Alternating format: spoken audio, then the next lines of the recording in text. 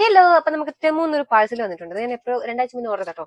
ഇടക്കിടക്ക് ഓർഡർ ചെയ്യുന്നത് എന്താ സാധനം എനിക്ക് ഓർമ്മയില്ല, സോ പൊളിച്ച് നോക്കാം. ഓക്കെ, ഫസ്റ്റ് സാധനം ഒരു സോക്സ് ആണ് കേട്ടോ.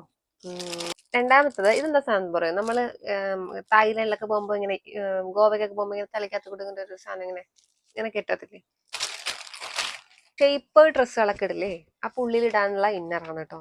അല്ലെങ്കിൽ വയറെല്ലാം കൂടെ ഇങ്ങനെ ചാടി ഇങ്ങനെ നിൽക്കുമല്ലോ. ഒരു എന്താ പറയാ, ടാങ്ക് ടോപ്പ് ആണ്.